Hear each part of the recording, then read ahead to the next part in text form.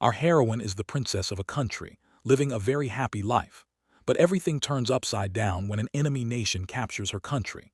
With the throne now up for grabs and the situation where their queen could be replaced, a service called the Princess Protection Program is brought in to keep her safe. They have to separate her from her mother and smuggle her safely to another country. For the sake of her country, her people, and her mother, she is forced to completely change her identity and live an ordinary life. Our heroine, who grew up in royal luxury, now has to learn to live a simple life she has never lived before. How does she adapt? How does she fit in? And in the end, how does she win her country back and save her mother? That is the story of this film. This is a very simple, feel-good TV movie, and since it is the kind of story that suits our channel, I picked it up and brought it to you. Before we get into the story, did you drop a like? In the very first scene of this movie near a lakeside, there is a fishing supplies shop that sells everything to do with fishing, with bait and hooks. At that shop there is a girl named Carter. She looks after her father's shop. Actually, she is a student and the shop is right next to their house. She skips school and stays at the shop to handle the customers. While she is there, a boy comes by. His name is Donnie. Actually, this boy studies in the same school as her. She has a one-sided crush on him. When they were little, in 3rd grade, the two of them once shared a kiss. Even now, he buys something fishing-related and asks her, "What is your name?" She tells him Carter. "Oh, Carter, Carter, now I remember," he says. That is the extent to which he remembers her. But she, on the other hand, melts for him with this one-sided love. He says, "Okay, thank you," and leaves, and she runs right after him. Actually, he came in his car and he is heading to school. She thinks she will ask him for a lift, but when she looks, there are already 2 girls in his car. The one in front is named Jilcy, and the one in the back is Brookie. These 2 girls and our Carter do not get along at all. Carter is a girl who struggles, who runs a little fishing shop like this, while these 2 are the well-off, posh type. Carter is always teasing and pulling their leg, so naturally she cannot stand these 2 at all. Even now, when she goes to ask Donnie for a lift, Jilcy has spread out her dress across the back seat so it will not get creased, like she is drying it out. So she says there is no space, you take the bus, and teases her badly. Donnie should have said, "Hey, leave it, put your dress to one side, come on Carter, I will give you a lift." But he does not say that. "Sorry Carter, there is no space," he says, and he too drives off from there. It hurts a lot. As she stands there with her heart a little broken, her father is watching all of this from nearby. He says, "What is it, did they leave you behind? Come, I will drop you off." And he takes her in his vehicle. Carter's father is named Mason. What does he do for work? Even in these times there are still kingdoms ruled by kings, you know. Mason is the commander of a royal family that rules one such small country. He talks with his daughter as they go. He says, "Forget it, kids that age are like that, you should not take it so seriously," comforting her as they drive along. Then he gets a phone call. He sees it is the palace. "Commander, there is an important task, please come to the palace at once," the call says. He tells his daughter he has to go. She finds it very hard. "You are leaving again, just for a short while, only 2 weeks. I will come back soon," he says. He drops his daughter off and now the scene cuts to that palace. In that palace there is a beautiful princess. In just a few more days she is to be crowned. A rehearsal for it is going on. She is about to become queen. Her father has just passed away, so she is the one ascending the throne, and this is the rehearsal for it. She is our heroine. Her name is Rosalinda. The general welcomes Mason, saying, "Welcome, welcome, princess." The princess says, "General, there is still a month left before my coronation." "Then why the rehearsal already?" she asks. He says, "No, princess, whatever we do, our planning has to be exact and perfect, and that is why we are rehearsing in advance." Then another person comes in. He is a costume designer. He is the one who makes all of our heroines' outfits. "Wow, princess, do you know how beautiful you look in these outfits I made for you?" he says. He is someone who talks to her like a good friend. Meanwhile, her mother and Mason have been talking. Mason has arrived. The mother says very sadly, "My husband has just passed away and there is no king on the throne. In the neighboring country there is a king, an enemy ruler. There is every chance he will come and capture our nation. Before that, somehow I must get my daughter onto the throne," she says. Mason tells her, "Do not worry about any of that, madam. Nothing will go wrong. Even if any problem comes, I will look after your daughter like my own," he reassures her. "I trust you, and that is why I called you Mason," she says, and they talk. Then, just as our heroine steps up to the throne and they are about to place the crown on her head, exactly as feared, that enemy king, his name is Cain, arrives with his armies, captures the country, the throne, and the palace, and seizes everything completely. Everyone is stunned. If he just captures our heroine, that is it. This whole nation will belong to him. So the mother thinks she must get her daughter out of here somehow. Mason sees this, knocks down a few of the men there, grabs our heroine's hand and runs out to safety with her. The mother runs after them. Then at one spot she says, listen Mason, it is enough if you escape from here because if they capture you and me, that is it, the nation will be his. I will manage things from here, she says. It is very hard for the daughter to part from her mother. Listen, if I come with you too, the people will be left in the dark. Until our nation is back in our hands, Mason will take you to a safe place. Look after yourself, she says, and she takes a legacy locket from her own neck and puts it on her daughter's neck, telling her to go safely. Unable to part, the daughter is pulled along by Mason. The enemy forces all try to catch them, but Mason puts her on a chopper and escapes, taking our princess away from there. Only after the daughter escapes does the mother breathe a sigh of relief. After they get away, Cain comes and stands before her. You are happy your daughter escaped. Where will she go? I will catch her soon enough. After that, this whole nation belongs to me, he says. Hey, take her and throw her in prison, he orders. Meanwhile, Mason has brought our heroine to a completely deserted island. The helicopter drops them off and flies away. Why has he brought her here? Our heroine is very frightened. Then she finds out. There is a secret bunker here. As they go inside, she sees this bunker running on the most advanced technology. A lot of people work there. There is a lady called the director. Our heroine does not understand anything. Then the lady explains. This is nothing, madam. This is a service called the Princess Protection Program. Many kings around the world fund this, and that is how we run this organization. What is it for? When one nation captures another, this is a secret service that protects the princess of that nation, she says. They have protected many princesses so far, it seems, and they show all of it in videos. Which princess lives where, in which village they are secretly hidden, all of this they show on a big screen. Our heroine is terrified. So what are you going to do? Where will you send me, she asks, very scared. Do not be afraid, madam. If you are safe, your country is safe. Only until your country is back in your hands. Will you live a life like this? First, there are 4 stages. The first 3 stages are about completely changing your identity, she says, and takes her downstairs, where there are other princesses who have been brought and trained like this. They have come from various countries. They too are being given instructions and having their identities changed. Then when they go to cut her hair, she says, no, wait, I need to talk to Mason. She talks to Mason and he asks, what happened, princess? Mason, I do not understand what is going on. Take me back to my own country. What has happened to my mother, she asks, very scared. Nothing has happened to your mother, princess. As long as you are safe here, no harm will come to her. That Cain will be searching for you. Suppose you fall into his hands, that is it. The whole nation will be his. There is nothing we can do. Legally, until your country is back in your hands, the world must not know who you are, he explains, and only after he makes her understand does our heroine agree. After that, they cut her hair, change her costume, and bring her back with a slightly different identity. The director says, from now on your name is not Rosalinda. From now on your name is Rosie, and you are just an average American girl. Forget all that princess attitude. From now on you must live like an ordinary American girl, she says. Fine, leave all that.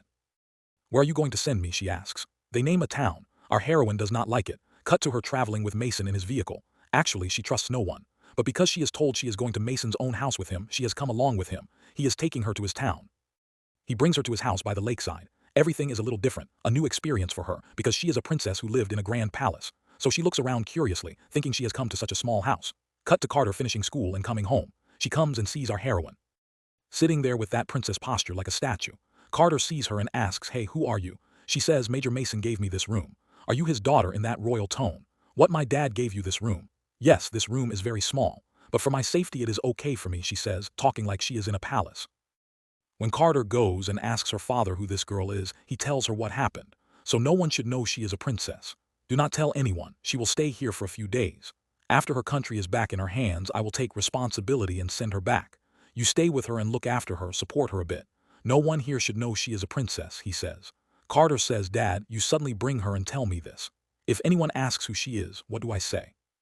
Tell them she is your cousin. Cousin? Yes, say that. Okay, Dad, she says, because her father works for the princess's family. Then he says, listen, this room you two are going to share. You two are going to sleep here, he says. What, we two are going to sleep here? It is not a palace like you think. In a house this size, this is how we share a room and sleep, he says, and Carter shuts the door and leaves. That night the father and daughter sit and chat. They talk happily. Since our heroine is in the room, he asks if she brought anything to wear. She says she did not bring anything with her because they escaped. Then he says, ask if she wants something to eat. She comes and offers her a pizza, asking if she wants to eat. The heroine says she does not want food, only a nightdress to wear, and asks if they can arrange a few clothes for her. What is this, still placing orders like she is in a kingdom? This is no palace. Here, a nightdress, Carter says, and pulls clothes from a cupboard and throws them. The heroine catches them and asks if she can use the bathroom. Use it, Carter says, and the heroine goes in and then starts screaming. The father and daughter run over and see that she is scared of a spider. Carter casually catches the spider. Dad, look, she is scared of an ordinary spider. Have you never seen a spider in your house, she asks. Never. What is this? It looks strange, like an insect, the heroine says. An insect? Yes, like an insect. How can you just grab it like that, she says, scared, and runs off. Carter says, Dad, she is going to be a big headache for us, watch. The next day, Carter wakes up in the morning and sees that the heroine has taken and put on Carter's dress and is sitting there, waiting for someone to bring food to the table. But the father and daughter eat quickly in a hurry. Here, you eat too, they say, and put something on a plate for our heroine. Watching Carter eat, spilling food, the heroine goes, do you eat without any cleanliness like this because royals think differently? This is how we eat, Carter says. The heroine looks at it strangely. Then the bus has come and Carter runs off. Okay, I am leaving too, the heroine says to Mason and comes out to the bus. The lady bus driver asks, who are you? You are so beautiful. She says, I am Carter's cousin. Carter has a cousin like this. Okay, come, she says. The heroine has never traveled by bus. She comes inside, slips and falls. To everyone, looking at her is a bit unusual. After the bus leaves, Mason, on a secret monitor in his truck, calls our director and passes on the information that the princess has crossed stage 4. Stage 4 means blending in with the people so well that no one suspects anything, and that is what he passes on to the director. Meanwhile, the school van reaches the school, and as she gets down, since Carter has gone separately, she comes alone. A boy comes up filming her on video. His name is Edward, a very nice guy. Who are you? You are new here, he says, and strikes up a conversation with our heroine. Actually, he has an eye on Carter. He has a crush on her, but she does not pay attention to him. So when he asks who she is, she says she is Carter's cousin. Carter's cousin, he says, okay, which town do you come from? And just as he asks, Carter arrives. She says, only Edward, she is my uncle's daughter, my cousin, and nicely leads her away. What are you doing? Why did you go off alone? You will go and talk to someone and blabber everything, she says. The heroine says, I did not blabber. You should not blabber at all, my dear. The way you speak, the way you carry yourself with that attitude, you look exactly like a princess. Keep it low-key, Carter says, and leads her along. When they get to class, that Donnie is there. He stares at our heroine, completely captivated, like, this girl is so beautiful. Watching that is very hard for Carter. Then the teacher comes. Actually, it is French class today, and before starting the lesson, she strikes up a chat with our heroine asking, are you the new girl? And she speaks in French. The heroine speaks French too, and fluently. She speaks fluently. Nobody here can speak it that smoothly. They listen amazed. The heroine says, I do not just know French, I know Spanish. I know several languages, and rattles it off. Carter is on edge, watching, scared the heroine will blurt something out. But somehow our heroine manages it. Meanwhile, in the palace, I think this enemy Cain has stripped our heroine's mother of all her freedom, given her dirty clothes, and locked her in prison. He brings her out in those dirty clothes and says, tell me where your daughter is. Where is she? She says, I will not. I will not torture you. Still, I will find your daughter and bring her back, he says. You can do nothing. You will never find where she is, she says, and this gives him serious tension. Actually, he cannot find her. Meanwhile, our heroine comes to the cafeteria to eat at lunchtime. None of the food here is familiar to her. She even asks a lady there, what is a burger? Why, you do not know what a burger is. Which town are you from, she is asked, and without naming her town she takes her food and leaves, with everyone looking at her so strangely. They throw paper into bins, and watching that, everything is new to her. She does not make a big deal of anything. She goes and sits alone at a table. Gilsey, Brookie, and that Donnie's gang are watching. Hey, who is that? She is so beautiful. Who is this girl, they ask. Carter's cousin. Carter's cousin, and this gives Gilsey a real burning in the gut. On top of this, that Donnie sitting nearby is drooling over her. And Brookie says, look at her hairstyle, how pretty it is. The more they say things like this, the more jealous Gilsey gets. What if she becomes more popular in this school than us and becomes queen this year, she frets, while our heroine is sitting apart, a little differently. She has spread out the napkin and is wondering how these big rich people eat neatly. How do they eat in the palace? She does not know how to eat that burger. Carter sees this and says, what are you doing, Rosie? That is not how you eat, and teaches her how to eat a burger. She had been eating it in tiny, awkward bites. Then a staff member comes and makes an announcement. There is a homecoming party at our school. At it, we will choose a queen.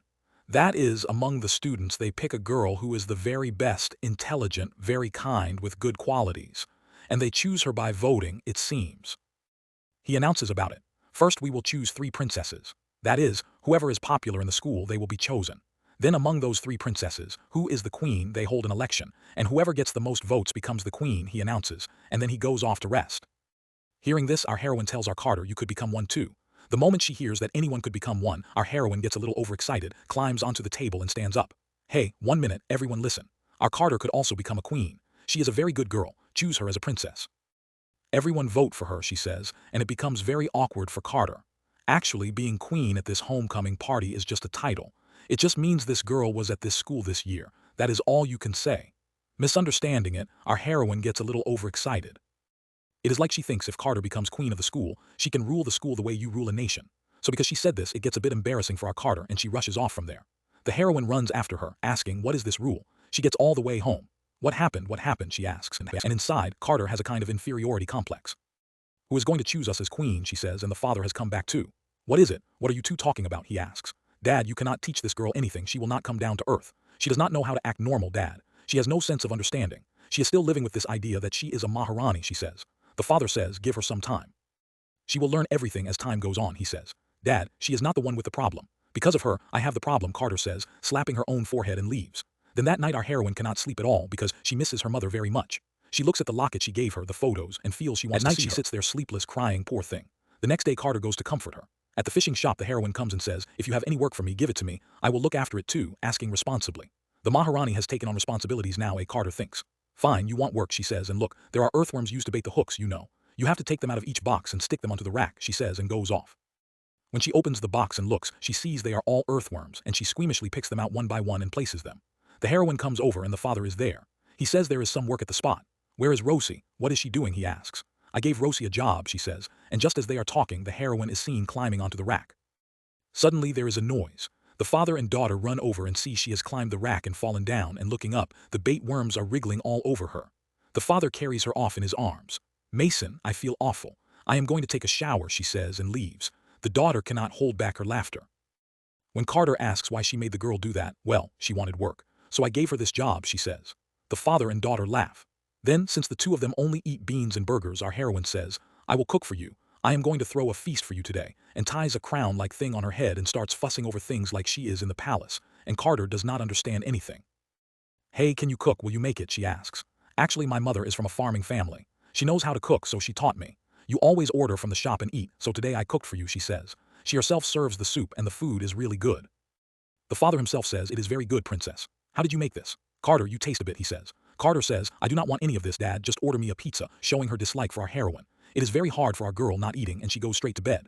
As Carter comes to the room, our heroine openly asks, Carter, why are you showing this dislike toward me? What have I done to you?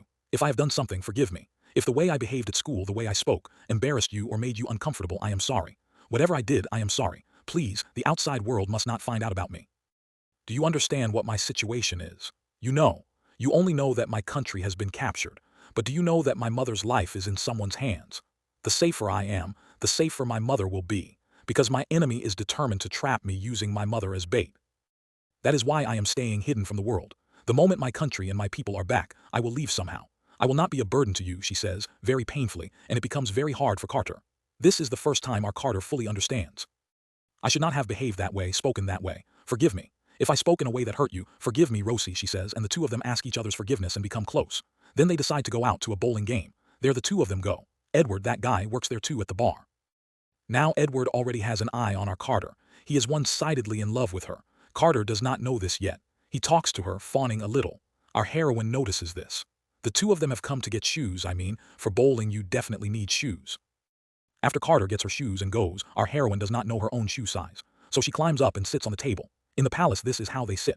They look at your feet and tailor the shoes to fit the princess's size. She thinks they will give them like that here too, so she casually climbs and sits up on the counter. Our Edward looks. Looking at her oddly, he says, why are you sitting up there like a princess?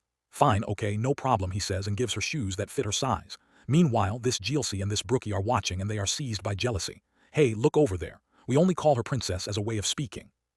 She really is sitting like a princess. He is waiting on her like she is a princess, fetching her shoes. Would Edward ever pay attention to us like that? They say enviously. Now watch Brookie, Jealousy says, and stretches out her leg. Her shoelace is loose. She watches to see if some guy will run over and pay attention to her too.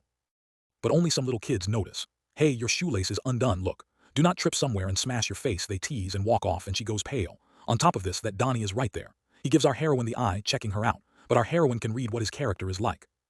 She notices everything. The way he fawns over pretty girls, and the way he just ignores girls like Carter who struggle. So she understands him and never gives him any attention. But Carter, on one side, is melting and watching him one-sidedly, and our heroine notices all of it. Then the game. Our heroine is about to bowl. On the other side, Jealousy makes a big show, twists her face and rolls the ball. All 10 pins fall, a strike.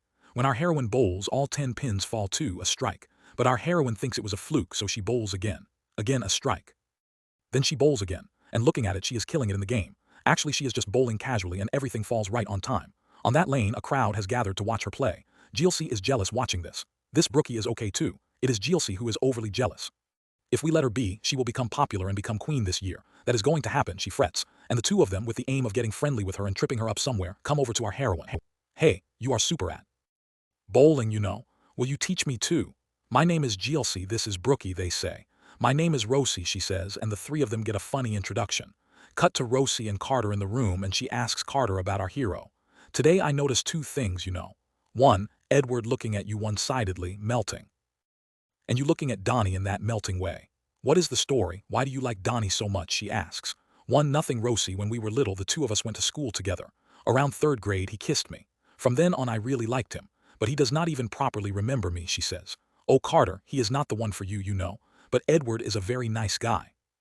Just the way you looked at Donnie melting, that is exactly how Edward looked at you melting while you were talking. He truly loves you. If you would just understand, she says. Whether she took that in or not is unclear. Fine, shall we go bowling again tomorrow? How was my game today, she asks. It was good. But tomorrow I have to look after the shop, she says.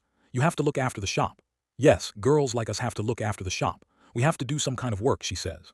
Oh ho, so if she is like this, she should do some kind of work too, the heroine thinks. And just because she said this, the next day she goes and asks Jilcy for a job and comes to work at their shop.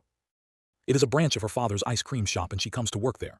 This is the chance. Trip her up here and damage her image. With that aim, Jilcy says, Rosie, you alone are going to look after this shop. Do it responsibly, okay? And as she comes out, Brookie is in the car. What happened, she asks. We got the airhead hired. Now just watch the next plan, she says, and they talk about something. At the same time, our Carter is fishing. Edward comes over filming her on video, so they are filming and chatting away funnily. Then Edward gets a call. He says something and rushes off from there. What is it? As Jilcy planned, they have brought a huge crowd to their father's shop, dumped a ton of work on the newly arrived heroine who cannot even get a single ice cream out of the machine, does not know how, and they are outside teasing her, watching all this. On top of it, some juice on the side is overflowing and running everywhere. That is it. It has become a total mess. This is how they meant to damage her image so that she would come and say she will not vote her princess or queen. With this kind of thinking, Jilcy set her up. Hearing about it, Carter and our Edward come. They come and see her fallen down below. Everyone is teasing and laughing at her. Rosie, why did you come here? Carter asks. You are the one who said girls like us go work somewhere. So I came to this shop, she says. For that you came to this shop, to this job. Jilcy planned this and set you up, you know. She did this just to mock you. Come, Carter says, and as she leads her out, she is covered in ice cream and juice. Very humbly, the heroine says to Jilcy, I trusted you. You planned and did this to me, see. Your father will surely be very upset thinking of you. You have ruined his name, the princess says with dignity, very calmly, very gently, and walks off. Watching this, everyone here comes to like our heroine very much. A little while after she leaves, the college group chats. Next princess, that is definitely Rosie. Rosie is very nice, she has good qualities, they say in the group chat. About this, Brookie says, hey, we made this plan and it turned out like that. They chat like this in the group. This girl is good, she goes about so calmly, they say. What do we do, she asks. Fine, she can become a princess. But she has to become a princess, and I have to become a princess too. But only I should become the queen. I have to beat her and become queen, Jilcy says. On this side, Carter and Rosie are talking as they come. She talks about Jilcy. You are so innocent, she says, and as our heroine talks about it, the heroine says, all this is new to me. I do not know who is what, talking very cheerfully. In fact, the friendship between these two has now gotten very deep. Not only that, she talks about the palace, and how in the palace she has a costume designer. He is like my friend. Whatever it is, I tell him. I miss everyone very much, she says. Now the next day at college, 3 princesses have been selected, it seems. They announce about it. First, that Jilcy. Second is our Carter. The moment Carter's name is said, our heroine is overjoyed. Third is our Rosie, our heroine herself. Nobody understands anything because actually Jilcy thought their friend Brookie would be named the next princess. But they are stunned. The two of them go off and talk privately. Hey, what about the plan we made? They say something else. Brookie, this is your fault. You should have made yourself popular. What do I do? She says. Some kind of rift seems to have formed between these two. Here, our Rosie and Carter come talking and Donnie comes over. He comes and asks this idiot, our hero, hey, will you come to the homecoming party as my dance partner? Actually, our Carter thought he would invite her. But instead, he invited Rosie like this and it is very hard for her. She runs off from there. Our Rosie knows about him. No, Dad, I am not coming. I have no wish to come, she says and comes back. She comes and sees Carter very sad at home. Our girl goes to comfort her. She says, when you were little you loved him so deeply, and at last he said it was you he liked. Did you see that? Carter says very painfully. I told you that day. He is not the one for you. You are a princess now. When she says that, Carter says, me, a princess. I cannot even believe it. How did they choose a princess in our school, just based on looks alone? That first day when they first announced it, they said she has to be smart, has to be kind, has to be honest, has to be a girl with good qualities, she has to become the princess. So you are a princess too, okay? He is not the boy for you. First understand that, she says, and after that Carter thinks it over. Yes, true. He does not even know our name when he hears it. He says he forgot. He is not the one for us, she says, and now Carter understands. Now, among these three princesses, whoever gets the most votes can become the queen at the homecoming party. Our heroine has no thought of that at all. But still, decides to make Carter the queen somehow and says, you know how I have taught you how to behave all this time. From now on I am going to teach you how a princess should behave and carry herself. She says. At the same time, on this side in the palace, this Cain says, my mother and I are getting married and I am going to announce it to the world, and the mother gets furious. I will never agree, she says. Look there, I know you will not agree. And I have no intention of marrying you either. I'm only going to make a small announcement. Hearing this announcement, your daughter will come running, and this is the plan to set a trap and catch her, he says, and the mother gets terribly angry.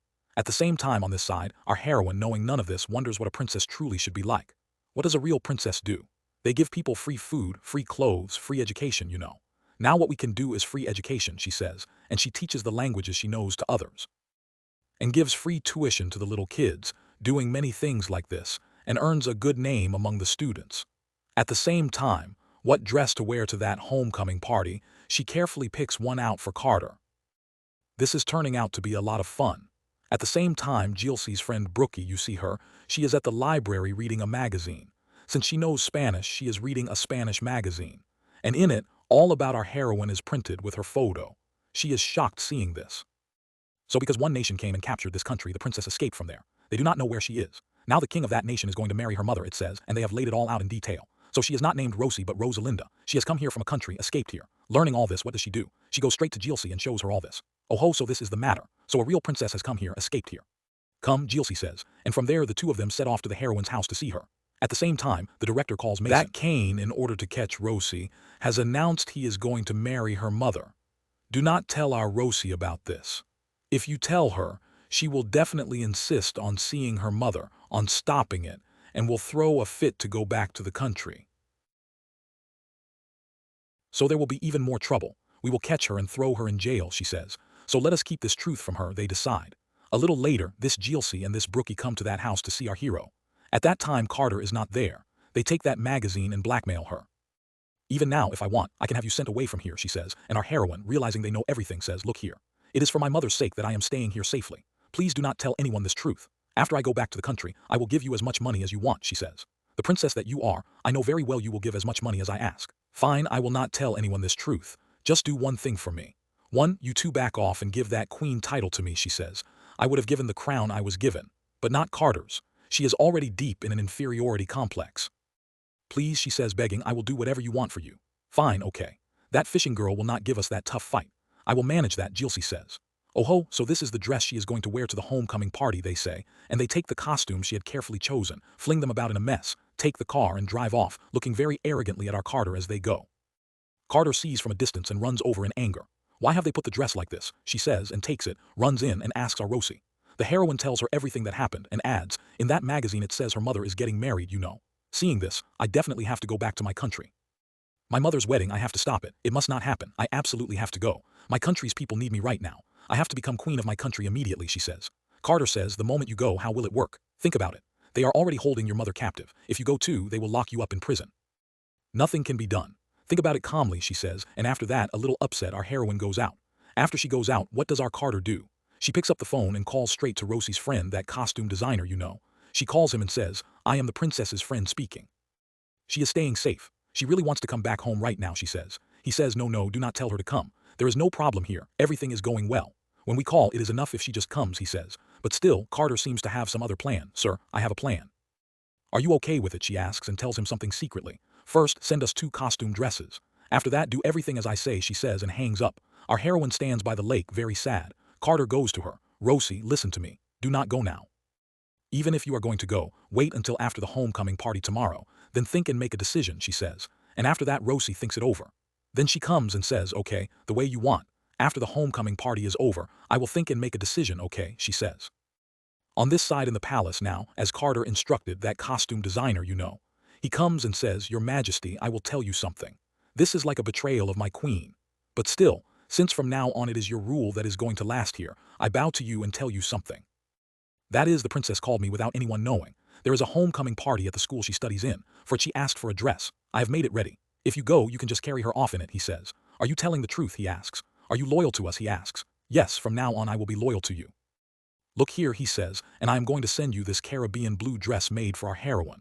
If you go to that party, you can definitely carry her off in this dress, he says. Okay, get the plane ready. We are going to that country. I will bring the princess, Kane says, and after they all leave, our costume designer has actually planned it just as Carter said. Actually not one dress, two dresses. He sends both to our heroine's house and Carter is opening them. Hey, we did not order any dress, where did this come from, she asks. Actually, Rosie, without you knowing, I called his costume designer and asked for two dresses. And he sent them, she says. Oh, is that so? That is nice, she says, and Carter does not tell her the rest. So she just asked for dresses and he made them. Pink, I will wear this Caribbean blue, she says, and on the day of the party the two of them put on those dresses. So our heroine wears pink. Who wears the Caribbean blue? Carter wears it. So she comes to her dad and asks, Dad, how does this look? She looks so beautiful, our Carter, and for the first time the father sees his daughter looking this beautiful and says so. Who did all this, he asks. Who else? Our dear Rosie made it all for her, she says. Okay, Dad has an important task, I am leaving, watch yourselves, he says. And he leaves from there. Cut to the homecoming party. In front of the school, a big bus comes and stops. From that bus, lots of girls get down, beautifully dressed, made up, and even wearing masks on their faces, looking very pretty. This is all our Carter's plan. In that crowd, our Carter and Rosie also go. Edward and Donnie watch this. What is this? So many beautiful girls dressed up, wearing masks, they say, watching in a daze. All the boys are paying attention there. This makes Jilcy very jealous. What is this? They have come wearing masks. Nobody even mentioned this, she says, and in a fit, opens the car door and pretending she is closing it, shuts her dress in along with it. Then she cannot open the car door. Edward and Donnie try calling out. Because the boys are busy watching those girls, they do not hear her calling. Then she opens it and tumbles out and lies there. That is it. The carefully done makeup and the dress are ruined. Gritting her teeth, she leaves from there. Inside here, removing the mask, there are little kids, and joining them, dancing with the school kids. That is when Donnie comes and watches Carter. Carter looks stunning in this costume. Wow, he never even imagined she could look this beautiful. Shall the two of us dance together, he asks. No, no, no, only when I dress up like this do we look beautiful to your eyes. Buddy, I am always that fishing girl. This is just a one-day show. In this one-day show, what did you see that made you fall for me? What is this? So you do not understand my heart. How many times have I come after you? You do not even know my name properly. Only now you come asking, Carter, shall we dance at that level? But before, I am the one who would tell you my name. No, buddy, we are not a match, she says. Actually, he came asking at the level of wanting to date her, but she says no and cuts it off. That is Carter. Boys like him deserve exactly this, our heroine praises her. There will surely be a boy meant for you, she says, and from there Edward watches. Then, as they happily dance with the little kids, on this side in the restroom this Jilcy is screaming terribly. Oh no, my hair is gone, my dress is ruined, my face makeup is gone, she screams, and this Brookie comes. What happened, she asks. What happened? First fix everything for me. I have to look more beautiful than every girl here. Everyone has to put me on a pedestal and celebrate me. Only I have to be the queen, she says, talking so very selfishly, and at one point Brookie gets angry. Look, you go way over the top, you know. This much arrogance, this much selfishness is not okay at all. If you want something good to happen to you, then think that it should happen to others too. Do not only think me. Why are you always talking so selfishly? Hanging around with you I have gone bad too. No more, do not even show me your face. From now on we are not friends, she says, and actually this girl is a very good girl. She is the one I have spoiled, she thinks. Do not show me your face again, Brookie says angrily and leaves. On this side the party is going on. What does our Carter do? She tells all the girls there to put on masks, and she puts on a mask too. That is when one thing comes to light. That Kane, with his forces in order to catch our heroine, has come to this country secretly. That is, he has come illegally. He comes here and searches for our heroine. Because everyone is wearing masks, he cannot tell. Then who is wearing the Caribbean blue? Our Carter, right? Seeing Carter standing there in a mask, he says, look here, princess, I know very well it is you standing there. If you come along quietly, there is no problem. If you scream and shout, remember your mother's life is in the palace, watch out, he says, blackmailing her. Our Carter, without speaking a word, silently goes along with him. At the same time, they announce who the queen is. And who is it? Our heroine. This is a big blow for Jilcy. Our hero cannot believe it. She is very happy. Actually, from the time she came here, it is because of her good qualities that everyone here voted for her. She looks for Carter. She is missing. She goes up on stage and speaks. She speaks very emotionally. Actually, after coming here, what friendship is, what loyalty is, what trust is, I understood, she says. I learned many things, she says, speaking very movingly. The reason for all of this is my friend Carter. Where is Carter, she says, and when she looks, Carter is missing. Everyone claps. So, saying only Carter is missing, she steps off the stage and comes over. At the same time, someone is leading Carter away. Our hero searches and comes outside. Coming out, she sees this Jilcy, this lunatic, come over and say, that crown, give it to me. It belongs to me, demanding it, pestering her. Fine, this is what you want, here, take it, she says. And as Jilcy reaches out to grab it, she jumps into the swimming pool next to them. Running over from there, she sees that Kane, thinking our Carter is our heroine, leading her away. Hey, Carter, she shouts, and after the noise, everyone turns to look. What is this? The princess is over there. Then who is this one being taken, they wonder. Looking at our hero, Carter, why did you make such a reckless decision without telling me? Risking your own life, why are you doing this? If they had found out you came in disguise, they would have killed you, do you know, she says. Oh no, Rosie, why did you come out? I had a plan, you came and ruined it, do you know, she says. No, Carter, I did not ruin it. It is me they want, so I am the one who will go, she says, thinking of them, and as Kane says, come this way, and they go to board the chopper. When they look, in the chopper are our Mason and our director, that lady. Actually, this Kane has come here illegally with his forces. And he has come to kidnap a girl, so they told the U.S. police about it, and a whole force has come to catch him. Arrest him completely, they say. He says, I am the leader of a nation. Leader, whatever, does not work in our country. You came here illegally, and you came to kidnap a girl. Arrest him, they say, and their forces come and grab him. But this Kane alone escapes and runs. Where are you running, our Mason says, and chases after him and locks and catches him. You came to capture our princess and our nation. Now come, you will eat dirt in this country, he says, and drags him off. Here, Rosie and Carter embrace like the dearest of friends. Now happily, your country is back in your hands, our Carter says, and tears of joy come to our heroine because Kane has been caught. His forces have been caught. From now on, our hero's country is theirs, it is back with them. Now are you happy, Carter says, and our heroine has no words. She is so happy. And so daringly you did such a thing for me, she says, and for your daring, here, take it. You are the queen of this school, she says, and takes the crown and puts it on Carter's head, when this GLC lunatic comes and stands there again. Even after falling in the water and limping over, what is this drama going on, she says. Hey, give that to me, she says, and takes the crown off Carter's head and goes. Our hero is stopped from reacting. Let it go, let it go. What is even on that crown, let her keep it and go, she says, and one way or another the problem gets solved. Then our Carter grabs her and asks, why did you not tell me about this? What if I had not come, what would have happened, she asks. Dad, what I calculated was that you would come somehow. But I never even imagined you would be in the chopper. That costume designer would definitely tell the director lady. So she would tell you, and I knew you two would plan something and come to catch me. But I was wondering how you would come. Correctly enough, you were inside the helicopter, the girl says. Still, you have a lot of courage, Dad praises her. Now cut to it. One way or another, finally from that Kane, this country comes back to our heroine. The mother and the army commanders there are all very happy.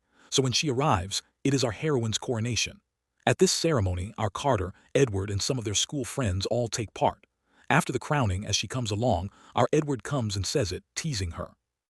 Welcome, welcome, your majesty, he says, teasing. So it gets very funny. And just like that, with a happy ending, this film comes to a close. As queen of the nation, our heroine will from now on protect this country and its people and look after them responsibly. Okay, comment below about how you found this story. And if you liked the video, like it. And if you have not subscribed, subscribe to watch with Aslu.